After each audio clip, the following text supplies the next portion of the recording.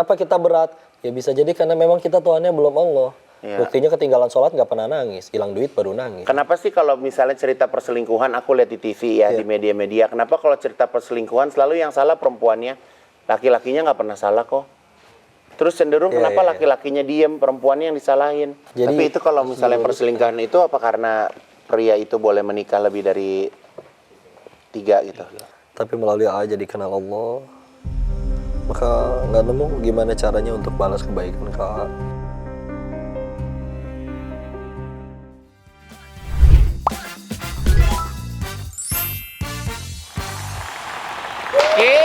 Assalamualaikum warahmatullahi wabarakatuh. Waalaikumsalam warahmatullahi wabarakatuh. Selamat datang di Butik Haji Igun, tempat dimana gaya, gosip, dan kisah inspiratif semua dijahit jadi satu.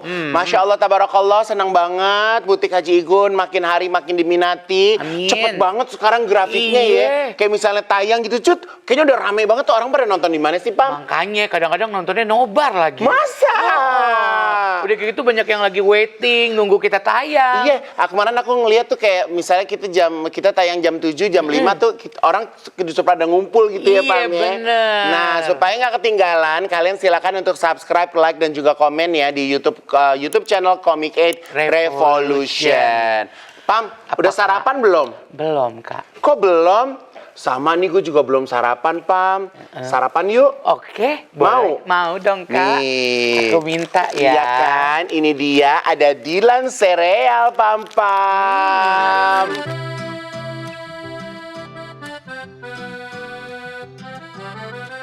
Gimana, Pam? Enak nggak? Duh, Kak, enak banget.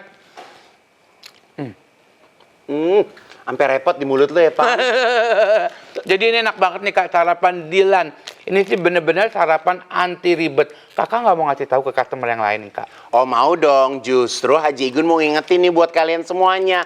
Buat customer juga yang belum tahu nih, ini tuh varian terbaru dari Dilan, yaitu Dilan Sereal. Ini solusi banget buat kalian yang pengen sarapan praktis anti ribet. Jadi bener nih, customer. Ini tuh sekarang Dilan udah ada serealnya. Bener, jadi kalau makan sereal bisa di mana aja, kapan saja, nggak perlu ribet. Nah, Haji Gun juga mau kasih tahu nih buat kalian kalau Dilan Sereal ini adalah kombinasi antara Choco Crispy dan vanilla yang milky. Terus bikin pecah di mulut. Jadi ini namanya The Real Sarapan Anti Ribet, Kak. Aku suka banget pokoknya. Thank you ya, Kak. Sarapan Dilanin aja. Coklat Dilan enaknya bikin rindu. Kenyang, Pam? Langsung kenyang. Pam, kita kayaknya kalau dari kemarin kan bintang tamu kita kan rata-rata artis, penyanyi, pemain film, ya kan? Kayaknya kita butuh nutrisi kalbu deh. Bener banget. Kangen kan? kayak waktu episode-episode kayak Habib Jafar gitu kan. Iya, tapi kali ini gimana kalau kita tanya-tanyanya sama Koko-Koko? Setuju gak? Setuju banget. Lo mau Koko-Koko mau nanya-nanya apa mau beli handphone? Langsung saja ke Dennis Lee. Assalamualaikum, Koko. Lo ngapain begitu? Lo murim? Nggak nyampe. Jalan nggak? Jalan nggak? Lo begini lo mau ngapain lo? Oh, Selin Evangelista lo dari jauh begitu. Bukan gitu, nggak nyampe. Koko seneng banget, Koko, ya Allah. Aku tuh dari kemarin mengundang Koko ke sini sampai berantem sama kru. Dia bilang, bukan kode, aku mau undang Ko Dennis. Bukan, ini yang ini kan, Kak. Bukan, ternyata Ko Felix ya. Iya, jadi, tuker. Ya Allah, jadi ada dua. Suka dianggap sama. Iya. Masya Allah, hari ini udah datang, seneng banget. Ya Allah. Kok kita tuh, kita nih berdua sama customer, kan ini konsepnya butik kok. Aku manggil penonton aku adalah customer. Makanya aku bilang sama Pam, rasanya kita ini udah lama dari kemarin tuh isinya pemain sinetron, penyanyi, ya kan, pelawak gitu. Makanya kita pengen ada yang bisa dinutrisi lagi. Karena kalau menurut aku kok kita yang namanya menjalani ibadah gitu ya, terkadang ada sisi kendornya, ada sisi on fire-nya. Itu kenapa sih di badan kita tuh begitu kok? Karena memang kita kan dibedakan ya. Allah nyiptain ada yang benar-benar taat, nggak bisa protes kayak malaikat. Tapi jin dan manusia itu diberikan orang nyebutnya free will. Dan dengan free will-nya itu, kehendak bebasnya itu, kebaikannya nanti dikembalikan lagi ke manusianya. Kamu udah berbuat baik, aslinya kamu yang dapat kebaikan gara-gara itu. Dan kalau kita berbuat buruk, aslinya ya kita lagi nabung keburukan buat diri kita sendiri. Jadi kalau kita lagi benar-benar on fire, memang harus terus dipaksakan untuk terus Bahkan nggak cuma dilakuin. pas on fire ya. Karena kalau bisa lagi down, nasihatnya kalau lagi futur ya, istilahnya kan futur. Lagi turun, lagi iman. Nasihat yang paling pertama, tolong jangan pernah sendirian. Oke. Karena kalau sendirian kita ngerasa nggak ada yang ngelihat, jadi kayak udah nggak ada yang tahu ini. Lepas aja gitu. Minimal kita ketemu sama orang, kan malu, mau nonton yang nggak baik malu, pengen bicara buruk aja kadang kita malu. Iya. Makanya kudu maksain, karena males ngaji paksain ngaji, malas sholat paksain sholat, karena memang kan masih lebih baik memaksakan diri ke surga daripada sukarela ke neraka. Benar, ya kadang kalau misalnya kita kalau udah ngelos atau kita berada di lingkungan yang mulai masuk ke dalam lingkungan yang udah beda lagi sama lingkungan kita sebelumnya, kita tuh gampang kayak ngeblend kayak air ya. Gampang, dan harus dikondisikan ya, kita ketemu dengan siapa, karena kan Nabi udah ngingetin kalau kita gaulnya sama di sebelah kita ada toko parfum, kita pasti ikut kecipratan wanginya. Iya, Nah kalau sebelahnya pandai besi, bau bakaran, ya ikut kita cium bakaran. Makanya kalau bergaul di butik ini kan jadi tampilannya jadi cakep kan kok. bener. Gila, Keren. Kok, Tapi Kak, ini sebelum jalan lagi, ini kita manggilnya enakan nih, kan Ustadz. Ustadz apa Koko? Koko aja Kok kalau Koko mah brandingnya Bang, panggilannya bukan Ustadz, Oh, bukan. Koko, ya kan? Oh Koko gitu. aja. Bukan Ustadz, kata orang aja itu masih santri. Masih Itu santai. mah orang Indonesia banyak yang berbaik sangka. Kok jadi ini maksudnya ini sekarang harga berapa kok?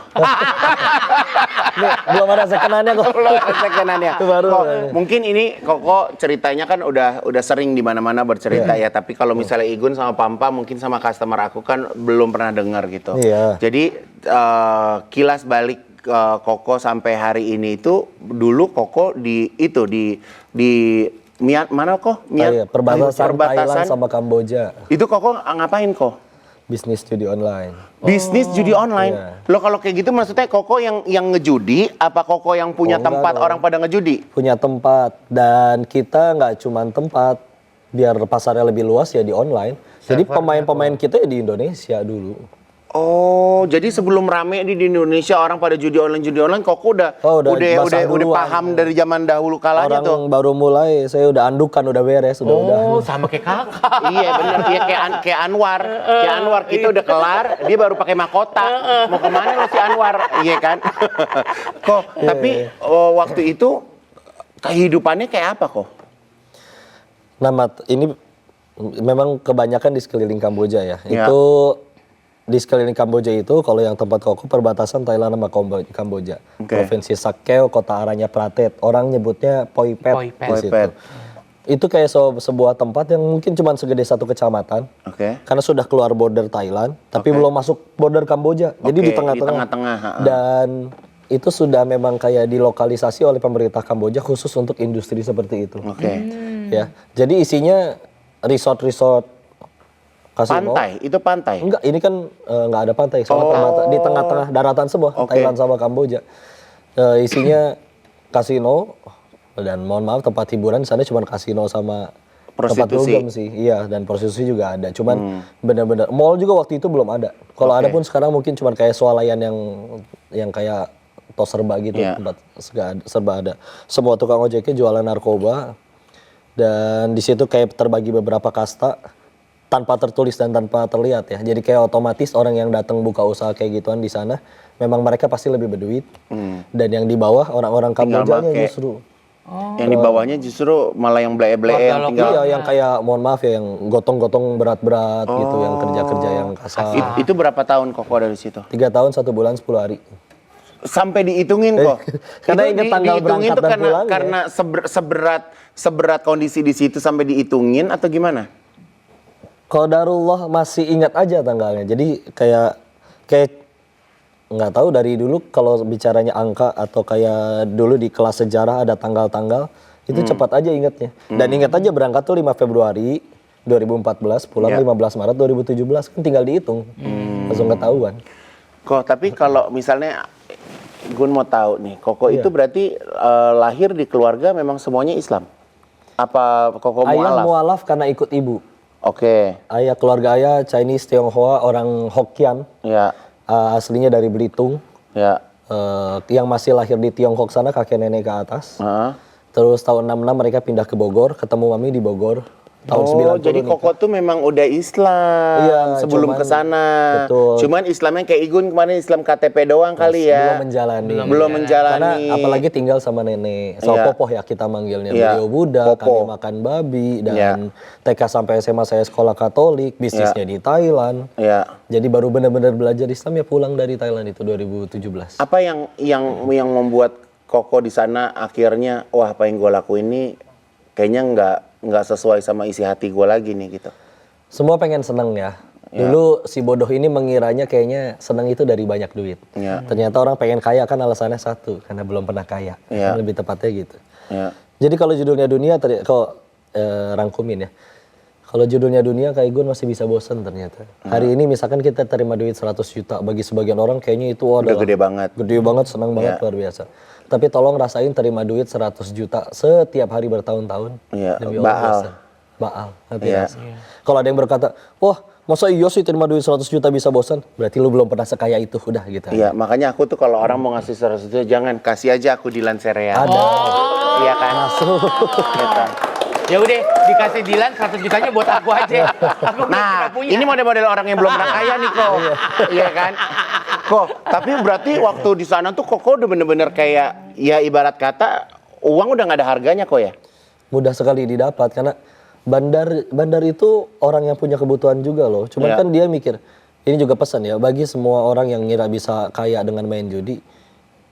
Kita ngelawan bandar yang sama-sama orang, dia juga sama-sama pengen sekolahin anaknya. Bahkan mohon maaf di sana bisa jadi dia pengen juga jajanin selingkuhannya. Iya. Jadi dia nyari sistem di mana dia bisa selalu untung. Iya. Kalau memang ada cara kaya untuk kaya sampai mati dengan cara main judi, ada orang mau jadi bandar, Iya. orang rebutan lapak di pasar aja bisa bunuh-bunuhan kok, apalagi bisnis haram miliaran. Ya judi kan orang yang dibilang uang setan dimakan jin ya kok. Iya. Ya kan kalau misalnya kayak di Singapura bentuknya bagus gitu kan, Marina Bay Sands, orang datang keren-keren ya kan. Dibilang mau main judi ntar kalau menang kan bisa jajan perfume, bisa beli Iya. minyak wangi. Giliran udah masuk kagak bisa pulang, uangnya habis semuanya karena Habis. rasa penasarannya itu juga Betul. tinggi ya kok ya. Makanya bukan kecanduan sebetulnya. Cuman kan nggak semua orang rela kehilangan duit segitu banyak gitu.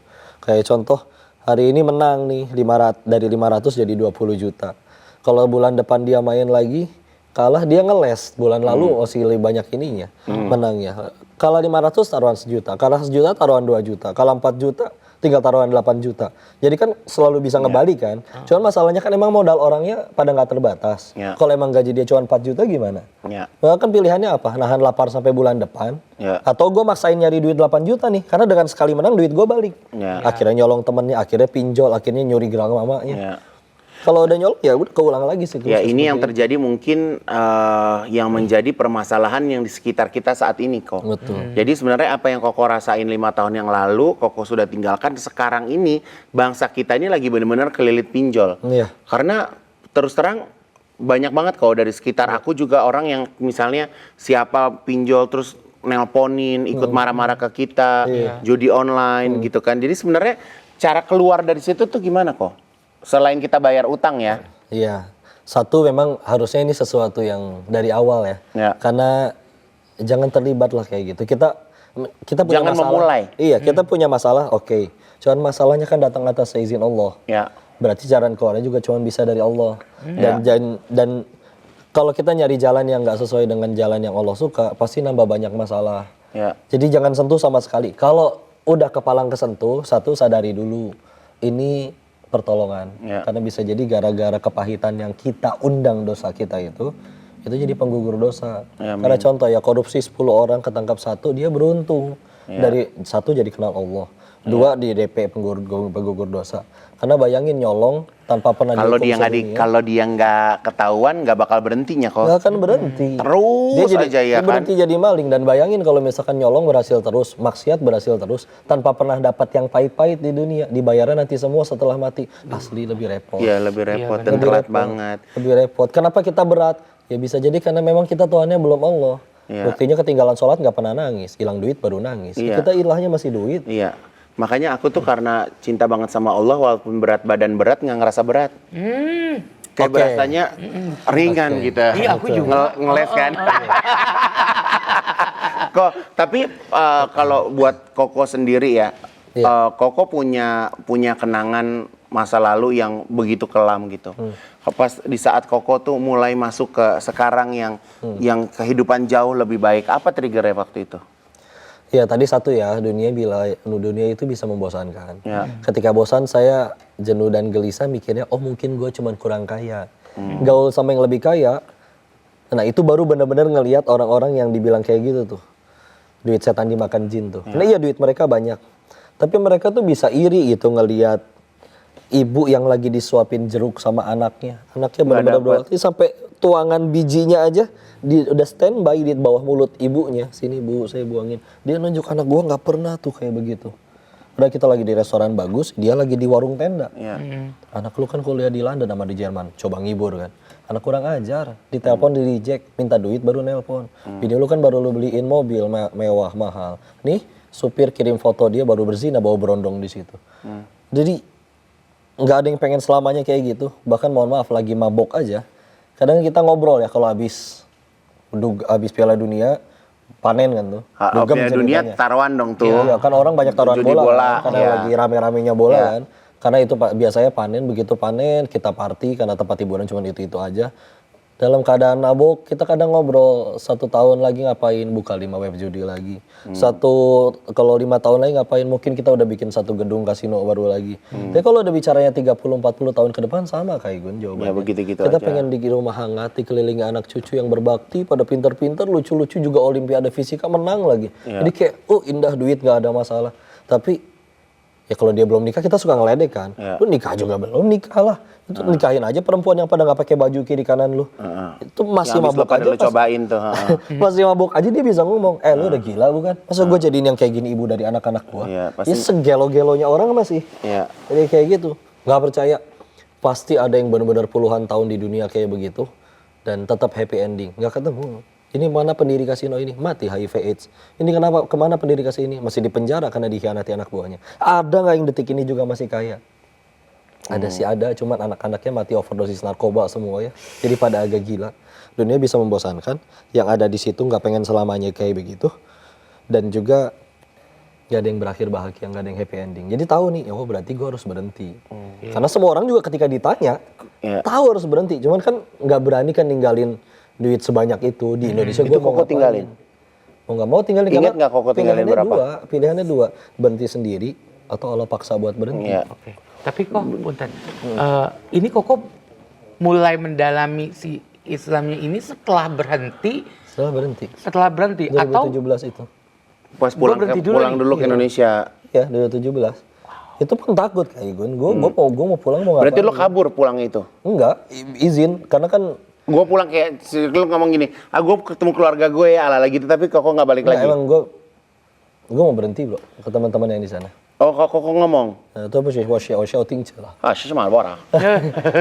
Kerjasamanya orang Hong Kong soalnya. kan. Jadi sorry aku mau berhenti. Terus dia kaget. Ya mau ngapain? Oh, sih cuma orang. Sih cuma kurang.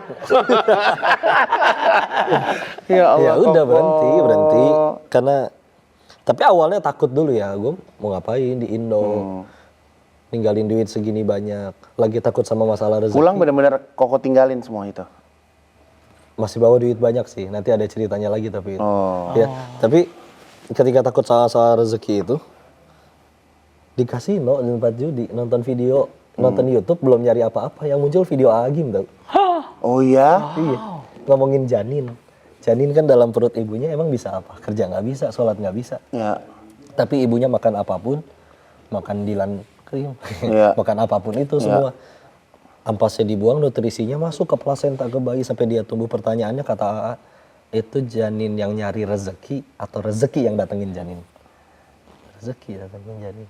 Terus kamu udah gede, bisa kerja, bisa sujud, bisa minta sama Tuhanmu, segitu ragunya sama Allah. Ditampol itu, berhenti, tutup YouTube-nya, buka browser, pesan tiket pulang, nyantren ke tempat beliau.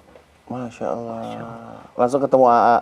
ada jeda 2 tahun, enggak, 2 tahun akhirnya bisa nyantren di tempat beliau. Tapi benar-benar ada beliau kajian di mana dikejar, naik kereta dari Bogor ke Istiqlal, ada jadwal-jadwal kan, belajar ke guru-guru yang lain juga, sampai akhirnya dibuka tuh ada pesantren kader dakwah untuk benar-benar nyantren tinggal di sana, di Itu pondoknya. kayak keluarga Koko bingung nggak kenapa nih anak gue nih gitu.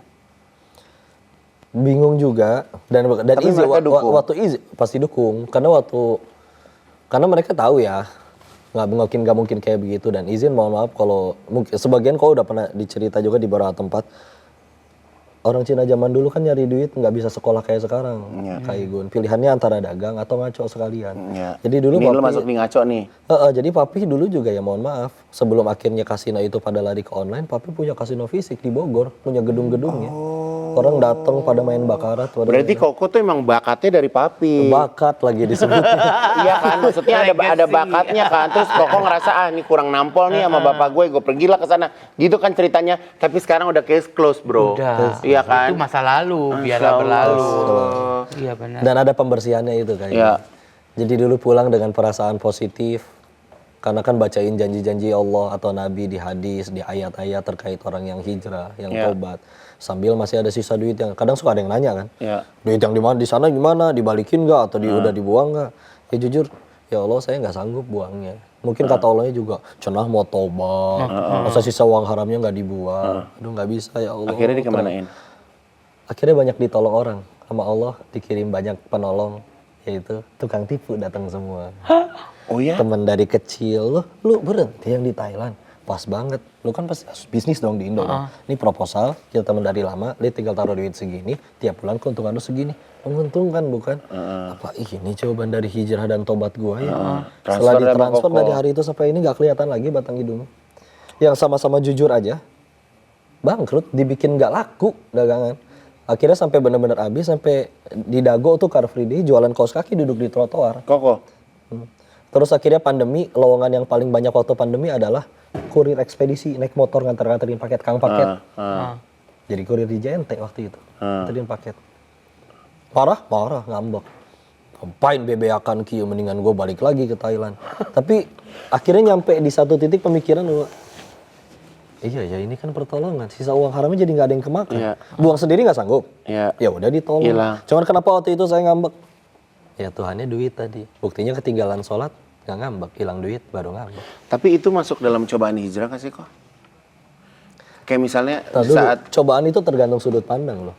eh, Waktu itu saya ngerasanya itu hukuman atau ujian atau azab atau apa. Tapi setelah di titik ini ngerasanya itu adalah pertolongan.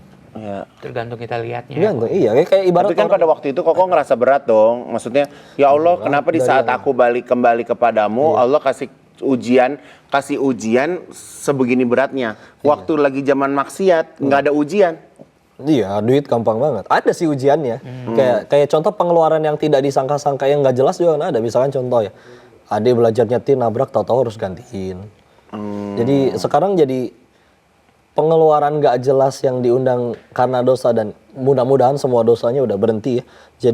Jadi nggak ada lagi juga. Jadi memang itu ada, kalau di kasus Oko ada 3 tahun bener-bener itu ngapain aja gagal. Kayak bener-bener lagi Struggle ya, dibersihin itu gitu. struggle ya. Kayak bener-bener lagi dibersihin, tapi setelah lewat itu terus ya bener-bener udah berusaha taubatan nasuha, benar-benar berusaha pengen jadi baik, mudah-mudahan baik betulan di hadapan Allah.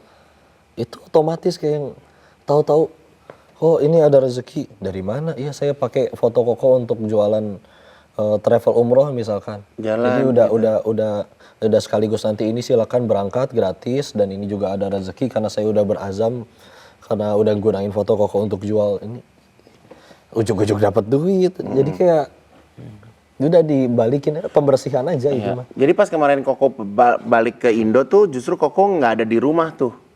Keluar dari rumah tuh, makanya ke Bandung, kemana-kemana gitu ya. Iya, di Bandung nyantren. Iya. Beres dari Darul Tauhid juga kan kuliah laginya jurusan hadis di Bandung juga itu 3 tahun. Walaupun bisa online akhirnya pandemi kan. Iya.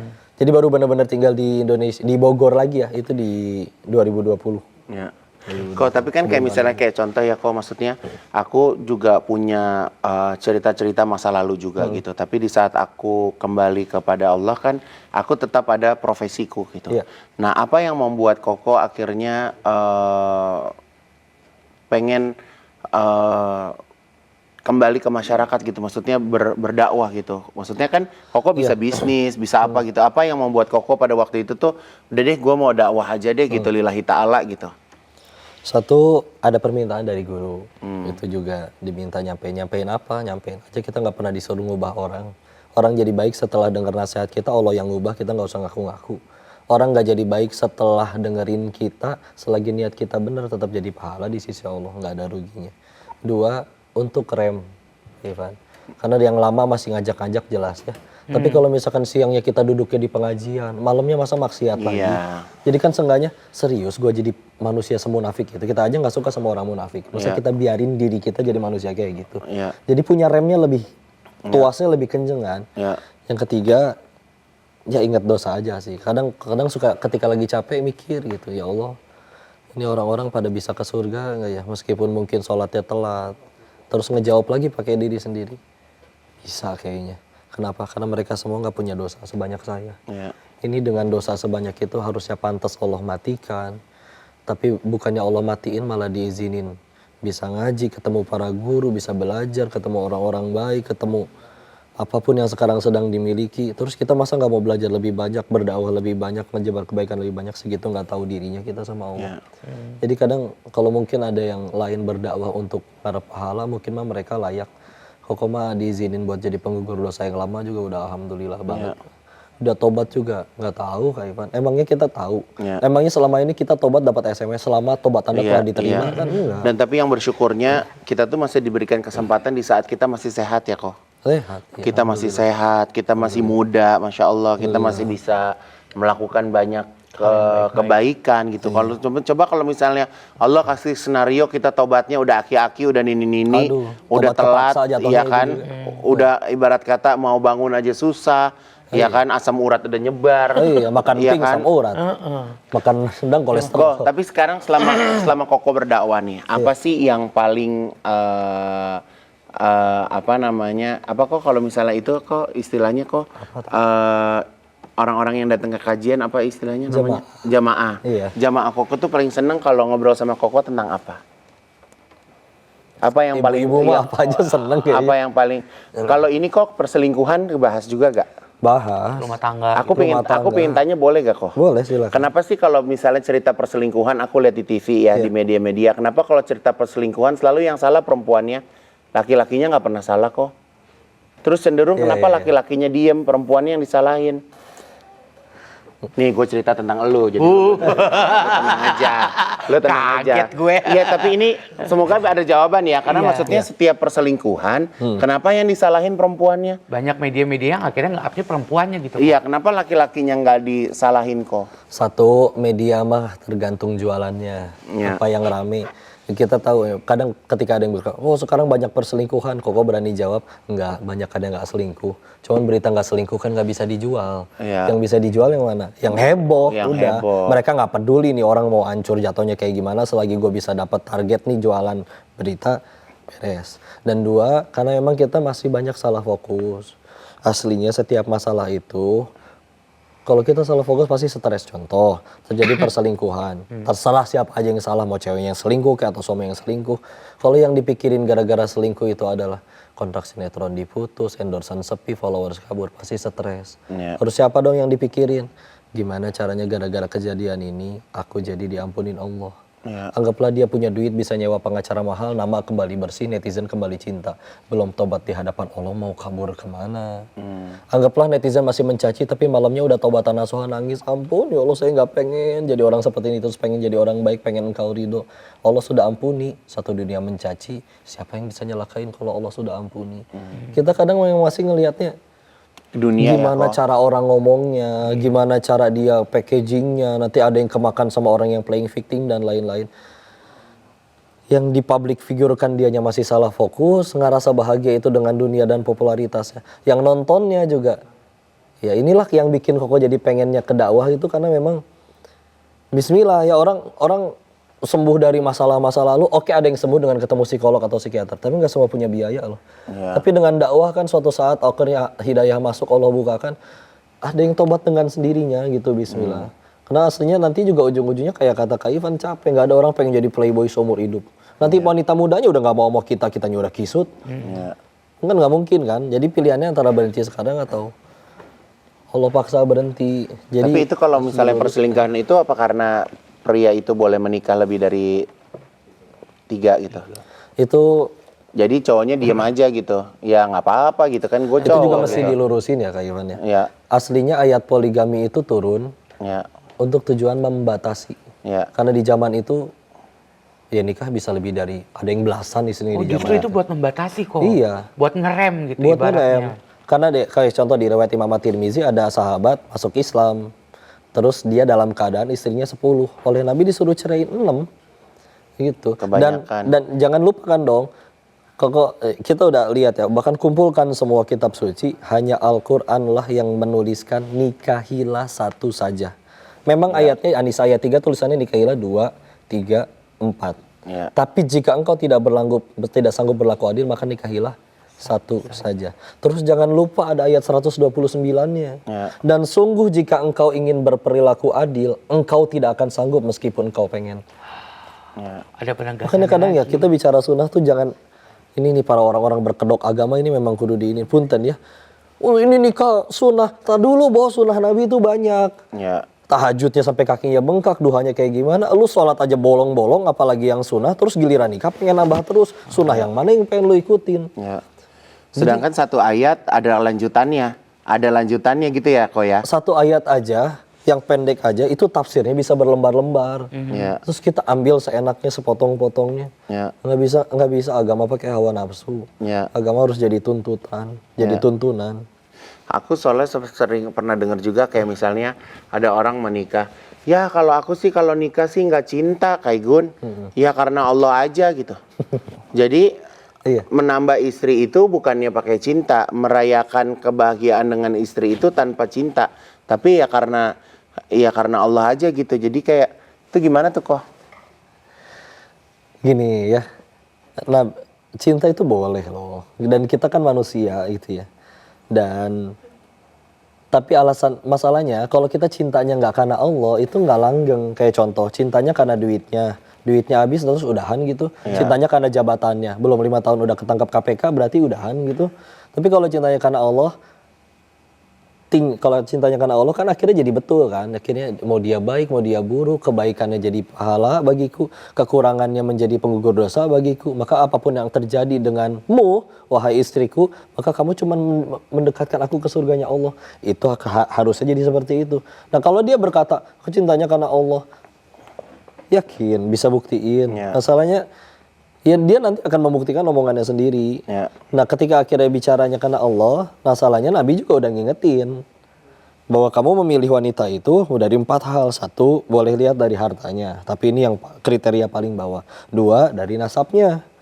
Kalau dia keluarga orang-orang baik-baik gitu ya. Yang ketiga, Kalau orang Jawa tuh bibit bebet bobot itu. ya, Ya. yang ketiga adalah kecantikannya itu boleh. Karena kan kita bakal tinggal seumur hidup gitu. Ya. Maka boleh kamu memilih yang benar-benar kamu suka gitu. Orang kita kalau lagi kayak ta'aruf dan dia bercadar, itu diizinkan untuk nazar, dibuka sebentar dikasih lihat. Ya. Dan yang terakhir, dan ini yang paling penting kata Nabi, dari agamanya, diniha agamanya. Dan ini jauh lebih penting daripada yang 3 hal tadi. Masalahnya ketika akhirnya Nabi ya dulu ngerakuin seperti itu, 1 kan dia wahyu, 1 petunjuk. Dan semua istri Nabi itu mewakilkan semua jenis karakter wanita yang ada di dunia. Begitu juga para sahabat, kalaupun ada yang menikah ya kita bisa bernuzul. Kalau sekarang ya pelakunya ini kudu kayak gimana dianya ketaatan kepada Allahnya. Jadi jangan sekedar masalah nikahnya aja yang ditambah. Jadi jangan suka dipelintir kayak gitulah. Susah lo berlaku adil. Karena dan ada ancamannya bagi ya kayak contoh ya. Kamu kalau Rasulullah SAW maknanya dia berpoligami lalu tidak adil dengan, maka dia akan datang ke hadapan Allah dalam keadaan bahasa Indonesia mah tengkleng gini. Gitu kelihatan di hadapan Allah. Atau mungkin kalau sekarang di masyarakat ya nikah kan cuma saya terima nikah dan kawinnya gitu kan, gampang. Cerai juga gampang gitu. Jadi sekarang kasus perceraian kan juga makin banyak kan kok. Jadi orang tuh kan kayak mikirkan, jadi gini, misalnya gini, aku suka sama Pam-Pam. Udah deh gue halalin dulu deh Pam-Pam, abis itu kan gue bisa pakai Pam-Pam gitu kan, kasarnya kan. Bener nggak? Kalau kita mikirnya, kalau kita mikir ntar kalau Pam-Pam udah nggak oke, ya udahlah cerai aja lah gitu, kayak maksudnya Kalau udah isu- nggak ada feeling iya, gitu. Iya sabar paham. Iya. Kalau maksudnya isu perceraian kan sekarang juga udah lagi marak banget juga kan Iya. kok, kayak orang cerai itu kayak orang putus lagi pacaran aja gitu Iya, kan kok. digampangin. Makanya di sini ya ngerti agama dan iman itu bermain. Karena kalau dia benar-benar paham betul tentang itu, iya memang cuma ngomong gitu ijab kabul, tapi itu tuh Al-Quran menggunakan katanya mitsaqon ghalidho loh. Itu kayak perjanjian erat dengan Allah. Ya. Jadi di dalam Islam tuh wanita tuh saking mahalnya, satu-satunya cara kamu pengen nyentuh dia adalah kamu halalin dia dengan ijab kabul, ketemu walinya, dan termasuk kamu harus beri tempat tinggal, makan, pendidikan agama, dan gandeng tangan dia ke surga. Selain dengan cara itu, jangankan kita nyentuh dia, natap wanita aja sebetulnya kita laki-laki nggak berhak. Dan itu luar biasa, karena di zaman akhirnya Isa menurunkan, memperlakukan wanita seperti itu, baca sirah deh. Dulu di zaman sebelum Nabi berdakwah itu, wanita diperjualbelikan, bisa saling tukar istri, kelahir anak perempuan dikubur hidup-hidup. Nggak ada harganya perempuan itu demi Allah di zaman itu. Benar-benar alat pemuas nafsu. Nggak dianggap. Tapi dengan akhirnya sekarang dimuliakan, pakaiannya benar-benar ibarat kita beli gorengan sama beli berlian kan bungkusnya bagusan berlian. Nggak semua orang bisa megang berlian. Kalau wanita lebih mahal lagi, nggak semua orang boleh sanggup. Jadi ketika udah benar-benar nganggap itu sebagai sesuatu yang berat, dia nggak akan ngeremehin, ngegampangin. Makanya ini juga penting banget bahwa Imam Ibnul Qayyim sampai bilang agama itu seluruhnya akhlak. Jadi kalau pengen ngelihat orang udah bener atau enggak agamanya, jangan lihat berapa banyak dia gerak sujud. Iya sholat itu bagus, tapi lihat coba akhlaknya kayak gimana. Kalau misalkan iya dia pakaiannya agamis dan tapi Kadang kelakuannya pakaiannya masih agamis zolim ke juga orang. akhlaknya nggak sesuai juga banyak Itu juga. dia. Kan Nabi bahkan ada yang tanya ke Nabi, "Hai Nabi, ada orang sholat, puasa, sedekah, tapi tetangganya tidak selamat dari lisannya." Tetangga loh ya, bukan orang tua, bukan anak, bukan pasangan. Kata Nabi, dia di neraka. Karena orang harusnya makin benar ibadahnya, makin jadi kebaikan bagi orang. Izin ya. Kalau sekedar yang tambah banyak ruku dan sujud, orang Jepang bisa loh bikin robot yang 24 jam sholat.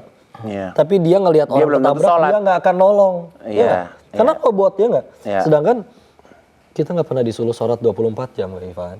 Iya. Tapi ibadah kita yang segitu-gitunya tuh sanggup membuat kita jadi manusia yang seperti apa. Ingat, ngaji itu tujuannya untuk makin jago nyari kekurangan diri, bukan makin jago nyari kekurangan orang. Nyari kekurangan orang jago, kekurangan diri nggak peduli, terus aja berbuat yang Justru ngaco-ngaco. seharusnya kalau kita bisa ngaji, mengamalkan semuanya, justru benteng kita semakin kuat ya, karena kita makin gak berani zolim.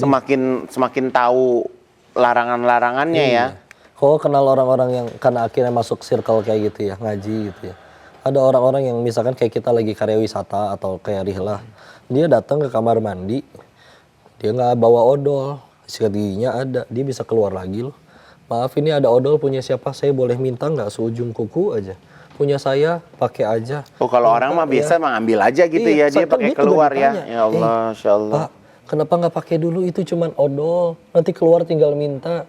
Kan itu belum minta berarti belum halal bagi saya takut nggak ada umur keluar dari kamar mandi. Masya Allah. Perkara gitu aja dia nggak berani ngambil. Ya. Kalau udah orang apalagi jahat ke orang, ngomong jahat ke orang, nyakitin hati istri. Ya. Beragama tuh kayak begitu. Aku pernah posting nih, aku dapat kata-kata juga cakep deh. Nih, aku pernah posting beberapa hari yang lalu ya. Ini menurutku sih kata-kata ini cakep ya. Apa tuh coba? Nih. Kurang-kurangin ikut campur masalah orang lain. Apalagi effort menghujat dan berkata buruk. Ingat kalau salah jadi fitnah, kalau benar jadi gibah.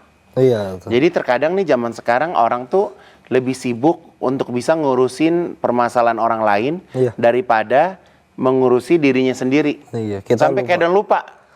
Kita lupa kalau mati itu nggak ditanya kelakuan orang, tapi ditanya kelakuan masing-masing. Ya.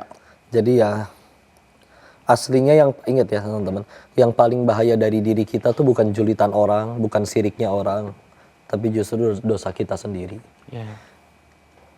Tapi gara-gara kita dosa orang jahatin ke kita, itu pun aslinya pertolongan. Gara-gara itu dosa-dosa kita berguguran. Jadi ya, yuk lah mulai ubah sudut pandangnya gitu. Nggak bisa hidup. Karena kita kalau hidup seenak diri sendiri, nanti kan yang kita sendiri yang kena batunya. Nggak bisa hidup kayak gitu. Ya. Nah, ini kok ada lagi kok. Kan Apa tuh? di beberapa episode awal ini kakak sempat ketemu bintang tamu ini. Iya.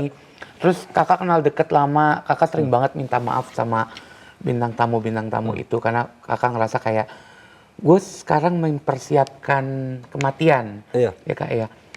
Ini yang mau aku tanya ini kok gimana nantinya kalau misalkan kita amit-amit udah meninggal nih, tapi belum sempet minta maaf sama orang yang pernah kita sakitin, gimana tuh kok?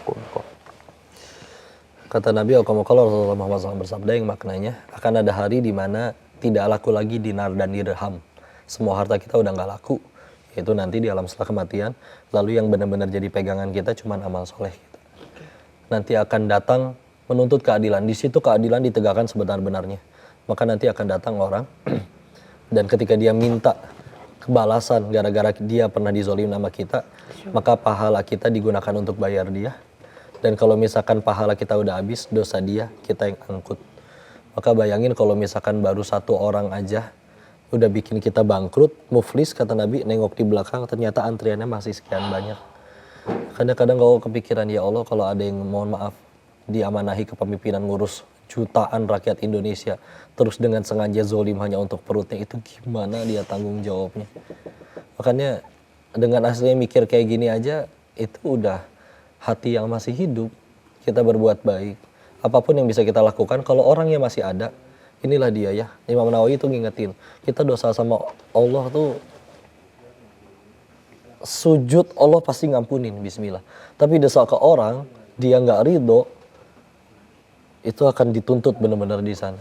Makanya mikir berkali-kali sebelum ketikan kita, ucapan kita jahatin orang. Kalau orangnya masih ada, minta kehalalan, maafin saya, ridhoin saya. Kalau orangnya benar-benar nggak ada, kita benar-benar udah dicari pun nggak ketemu, atau bahkan misalkan sudah wafat duluan atau gimana, maka kita cara terbaiknya kita berupaya jadi pahala jariah bagi mereka. Itu kan punya kalau rezeki, misalnya sedekah untuk atas nama dia. Kalau itu kan kok kalau misalnya kita datang ke kematian orang gitu kan, kami dari pihak keluarga minta dibukakan pintu maaf gitu kan. Padahal sebenarnya itu juga udah terlambat ya kok. Iya terlambat sih memang. Tapi Iya, kalau kan? alhamdulillah hatinya dibukakan untuk memaafkan ya alhamdulillah sih. Cuman itu dia ya. Kita tuh nggak laku sih. Semua yang kita lagi kumpulin benar-benar kejar itu nggak laku. Harta aja, kita harta nggak ditanya saldonya berapa, ditanyanya dapatnya dari mana, dipakainya untuk apa. Ya. Kita nggak ditanya followersnya berapa, tapi akan ditanya kamu ajarin apa ke followers kamu, kamu bikin konten apa. Kita punya jabatan. Berarti itu cobaan juga ya kok punya followers banyak. Titipan ya. Popularitas itu Kak Ivan cuman alat buat ngenalin Allah. Mumpung ada yang nonton, kita bikin mereka jadi tahu Allah. Ya. Kalau ngajarinnya yang ternyata naudzubillah zalim, buat apa jadi dosa jariah? Benar. Ini ada pertanyaan lagi nih ya. Ini dari Anita dari Tanjung Pinang. Kok aku mau tanya ya, kalau punya anak kan doa anak soleh itu pahala mengalir yang akan membantu orang tuanya dalam kubur. Kalau punya anak. Tapi kondisinya sekarang ini kan ada juga orang yang berumah tangga tapi nggak punya keturunan atau belum menikah tapi udah keburu meninggal. Itu gimana kok? Ketika Terima kasih pertanyaannya ya. Nanti akan kita bacain lagi ya. Anita ya di Tanjung Anita Pinang. di Tanjung Pinang. Kasih Anita. Kata Nabi, ketika Bani Adam wafat, maka terputus amalannya kecuali 3. Shadaqatun jariyah, ilmu yuntafa'u bih, ilmu yang bermanfaat, atau memang ada doa anak yang soleh. Tapi kan itu dia ada yang lain, ilmu yang bermanfaat. Atau juga misalkan tadi shadaqah jariyah. Kayak Kak Ivan bangun masjid itu Masya Allah, mudah-mudahan banyak yang ngikutin. Tapi juga kan kayak contoh, ada ulama-ulama yang bahkan jangankan nggak punya anak, ada yang nggak nikah loh. Imam Nawawi itu nggak nikah. Tapi kita tahu, beliau udah wafat 8 abad yang lalu, kitabnya sampai sekarang masih dibaca. Atau kalian tahu buku Iqra nggak? Iqra ya. Buku Iqra itu kalau kalian tahu, dulu terakhir Koko dapat infonya, cetakan resmi yang terjualnya 150 juta kopi. Berarti kebayang 150 juta orang bisa baca Quran, pahalanya ngalir semua ke beliau. Ya. Padahal itu foto kiainya ada di belakang. Ya. Pegang tongkat. Ya. Beliau dari umur 18 tahun nggak bisa jalan. Oh ya? Tapi beliau nggak mau nyerah dengan keadaan. Oke, mungkin beliau dengan tawadunya, aku bukan ahli tafsir, aku bukan ahli hadis. Bisanya apa? Huruf hijaiyah, ajarin orang ngaji. Allah ridho dengan amalan itu. Bayangin coba sekarang. Itu 150 juta itu cetakan resmi loh. Belum kalau misalkan ternyata bajakan. Iya, bajakan Dan kadang buat bukan kopi. satu anak satu Ikro. ya. Bisa satu ikro, satu TPQ isi 30 anak. 30 anak itu pahala yang ngalir lagi, terus dari 30 itu ada satu nanti jadi kiai. Dia punya 1000 anak, dia ajarin pakai buku ikro juga. Coba itu, pahala jariahnya. Bukan main ya. Koko, Iya. ini aku mau kasih lihat nih kok. Ini namanya Talk to the Mannequin ya.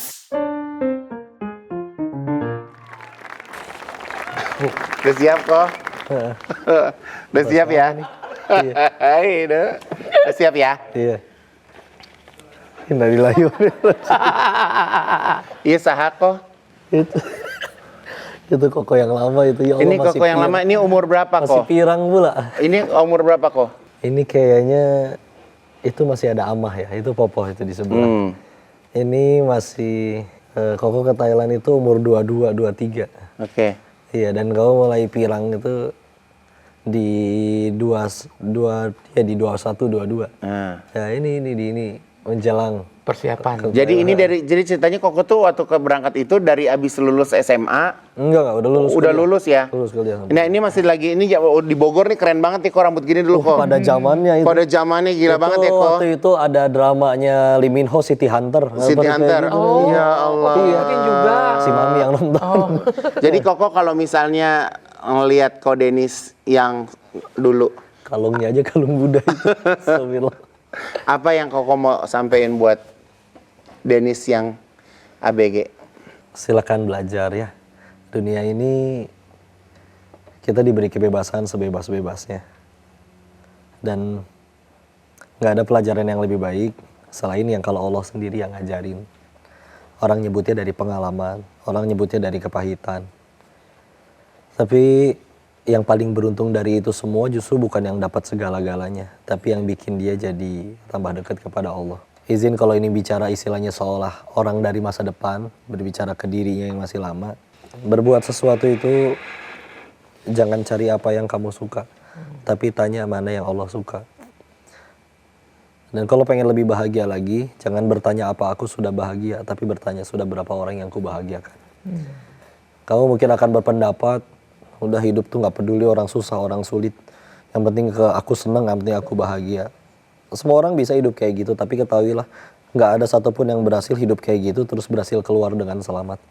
Dia hancur, dia remuk, tapi justru orang-orang yang bahkan bisa berhasil, bahkan udah mati pun kebaikannya masih diingat dan mengalir pahala jariah adalah orang-orang yang justru hidupnya justru untuk orang lain, untuk kebaikan.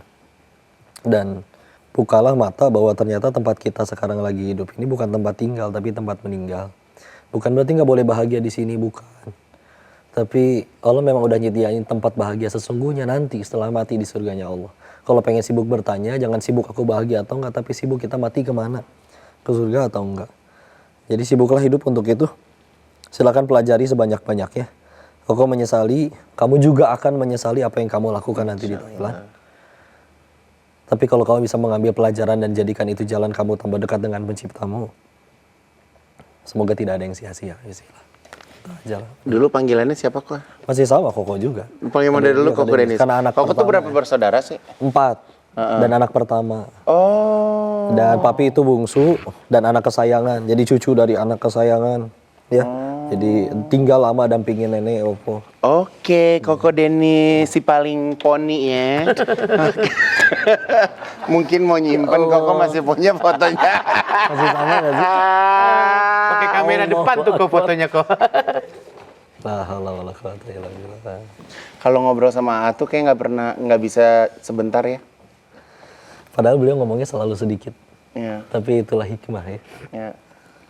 Ini sama berarti kayak tadi. Iya, Koko mau sampein apa sama Makasih udah jadi jalan Koko kenal Allah. Demi Allah sejauh belajar sama itu sibuk mikirin saya harus balas apa kepada beliau. Tapi setelah ditemukan nggak sanggup balas pakai apa karena yang diberikan itu tidak ternilai. Hidayah itu mahal. Selevel pamannya Nabi, Abu Thalib ayahnya Ali yang dakwahin Rasulnya langsung nggak masuk Islam. Tapi melalui jadi kenal Allah, maka nggak nemu gimana caranya untuk balas kebaikan kak. Gue cuma bisa berharap mudah-mudahan diri ini bisa jadi pahala jariah buat setiap harinya. Yang kalau misalkan nanti nggak tahu siapa yang Allah panggil pulang duluan. Tapi kalau misalkan setiap kali yang dilakukan di majelis dimanapun itu, mudah-mudahan bisa jadi pahala jariah bagi AA. Mudah-mudahan itu bisa jadi balasan terbaik untuk AA yang udah jadi jalan kenal sama Allah. Kalau Makasih ya. Koko tuh sama AA sampai hari ini masih berkomunikasi baik. Terakhir ketemu kajian bareng. Kadang juga kalau AA nggak bisa minta digantiin. Dan kalau ada waktu kesempatan bisa ketemu, ajak ke sana minta doa. Pengen Jadi ketemu sama beliau. AA tuh bukan hanya sebagai guru tapi menggantikan posisi orang tua juga ya. Oh. Betul, ya. Nah, punya ilmu, punya kebijaksanaan, sesuatu yang mungkin belum tentu semua orang bisa dapat. Koko tahu sekali sekian banyak orang pengen ketemu sama beliau, tapi bisa diizinin sama Allah bahkan satu mimbar bicara cerita, ya. Jadi penasaran ya Allah, engkau tuh segitu baiknya gitu. Diri yang penuh dosa ini malah diizinin ketemu orang-orang baik. Padahal ya Allah aslinya mudah banget bagi Allah tuh matiin kita kapan aja atas dosa kita. Tapi bukannya dimatiin malah diizinin ketemu guru, ketemu orang-orang baik. Ya udahlah. Justru kalau kita nggak jadi baik juga, berarti kita yang segitu nggak tahu dirinya di hadapan Allah. Insya Allah. Jadi aku tuh kalau tiap pagi, AA ini kan suka live ya di Itu salah Instagram satu ya. amalan beliau. Iya. Beliau jadi kalau ada orang sukses itu salah satu caranya biasanya punya amalan rahasia. Atau amalan yang orang lain nggak bisa lakuin tapi beliau lakuin tiap hari. AA yang koko tahu dari tahun 92 sampai hari ini nggak pernah nggak ceramah subuh. Ya. Kecuali kalau lagi sakit atau gimana. Jadi waktu kemarin di Jepang aku ketemu sama AA waktu Masjid Yokohama gitu. Jadi AA cerita juga bahwa AA di titiknya saat ini juga pernah dibuat sama Allah sampai jatuh Babak belur. babak AA bilang. belur sampai ke yang orang nggak bisa bayangin lah, sampai AA mau keluar rumah juga kayak nggak berani gitu, tapi Allah mengembalikan kepercayaan AA lagi sampai hari ini. Jadi pas AA cerita tuh kayak benar-benar aku tuh ngelihat orang yang segitunya dikagumi sama orang lain aja bisa menceritakan tentang dirinya di hadapan kita gitu. Jadi kita kayak langsung kayak kena gitu loh. Jadi kayak misalnya kayak memang kalau Allah udah kasih ujian buat kita tuh pasti habis dari ujian ada nilainya. Sama seperti kita sekolah ya. Habis ada ujian pasti ada nilai akhirnya. bagi Kita rapor. bisa melewati ujian itu atau enggak gitu. Oke, tenang-tenang ya, Ntar kita ketemu lagi di Jepang ya, Buat istri, iya, with you. Kalau istri itu ikut dakwah juga nggak apa hanya nemenin aja? Ikut, bahkan ikut nyampein juga kan, ikut ceramah juga di kajian khusus muslimah gitu. Ya. Istri itu, Teh Yunda itu bagi Koko bukti, mudah-mudahan bukti tobat Koko diterima, dosa diampuni. Karena gini Kak Ivan, Koko tahu sekarang nikah dan sebelum nikah kan juga tentu mencari tahu infonya beliau seperti apa ya. Dan kita tahu ada ayat di Al-Quran, contoh misalkan Quran surat 24 An-Nur ayat 26. Yang baik untuk yang baik, yang keji untuk yang keji. Ya. Bahkan mikir, ya Allah, ini laki-laki seburuk ini, sebanyak dosa itu, sehina itu, pantas nggak dapat istri yang baik. Karena kan kalau bicara kufu seharusnya emang nggak sekufu. Beliau, mohon maaf ya, jelas tentu beliau nggak pernah jadi bandar judi, nggak pernah nyentuh minuman, nggak pernah itu sama sekali. Terus atas izin Allah, setelah akhirnya pertobatan dan akhirnya ngaji, pesantren, ketemu beliau juga di pesantren. Terus akhirnya udah tahu udah harus menikah dan memilih yang terbaik, bismillah, dan juga terbaik untuk jadi ibu dari anak-anak kelak. Maka nilai yang terbaik, cuman kan mikir lagi, ya Allah pantas nggak ini dosa sebanyak ini. Tapi akhirnya ketika ngelamar, pertemuan pertama di pesantren, pertemuan kedua saya ngadep ke ayahnya, pertemuan ketiga akad nikah, diterima jadi istri. Dan sekarang benar-benar mendampingi, melengkapi apa yang kurang dan banyak salah dari diri ini, ditutupi dengan kelebihan yang ada pada beliau.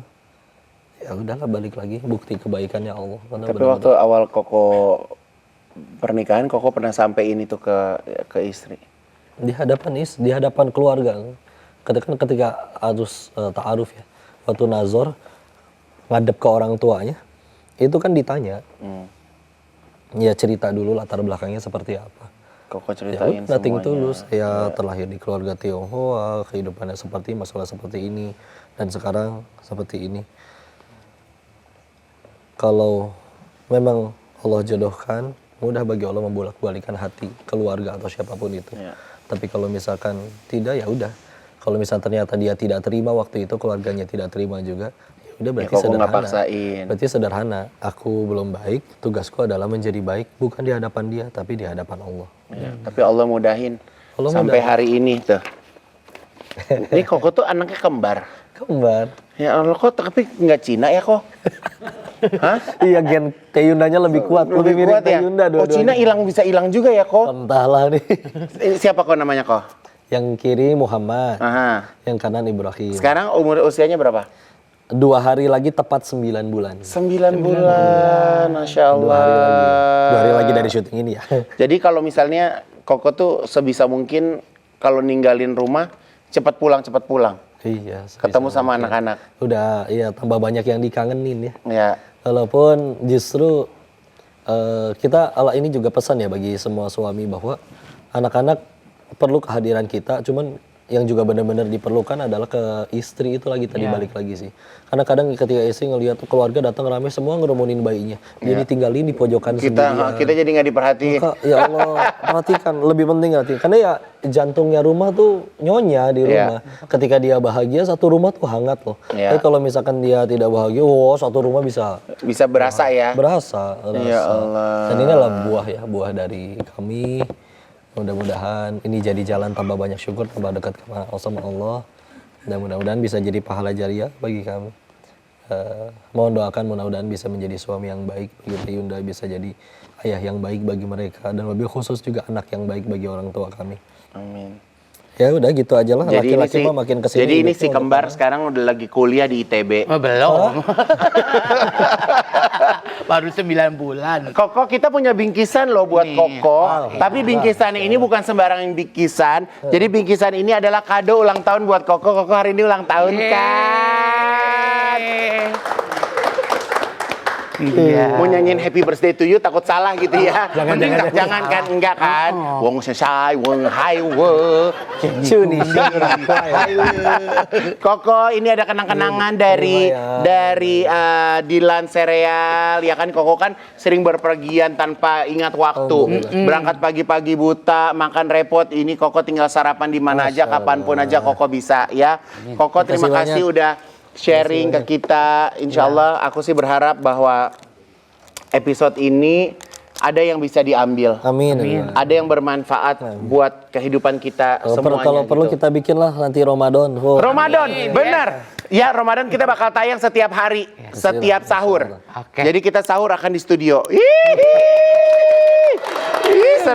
Seru banget ya. Terima kasih Dilan Sereal, terima kasih Pam-Pam, terima kasih juga buat customer. Terima kasih Koko. Insya Allah selamat beraktivitas kembali. Terima kasih waktunya. Terima kasih juga customer, Pam-Pam terima kasih. Wassalamualaikum warahmatullahi wabarakatuh. Waalaikumsalam warahmatullahi wabarakatuh.